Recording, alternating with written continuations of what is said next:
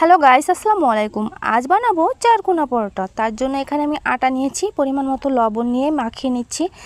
তারপরে কিন্তু একটু তেল দিয়ে সম্পূর্ণ আটাটা আমি সুন্দর করে মাখিয়ে অল্প অল্প পানি দিয়ে একটা ডো তৈরি করে নেব।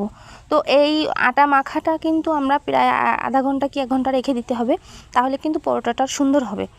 তো আমি আধা ঘন্টা পর এই যে আমি প্রথমে একটা রুটি বানিয়ে নিলাম। তারপরে কিন্তু এর ভিতরে একটুখানি ঘি দিলাম, দিয়ে এই যে 2 পাশ ভাঁজ করে এপাশ ওপাশ ভাঁজ করে চারকোনা বানিয়ে নিলাম। খুবই সহজ। তারপরে এটা বেলে ভেজে নেব। তো বাচ্চারা কিন্তু বায়না করে আম্মু পরোটা খাবো পরোটা খাবো। তো ওরা কিন্তু একটু নতুন কিছু দেখলে কিন্তু খুবই খুশি হয়। তো ভাবলাম যে চারকোনা পরোটা বানিয়ে দিই। তো এই যে উল্টে পাল্টে একটু তেল দিয়ে ভেজে নেব।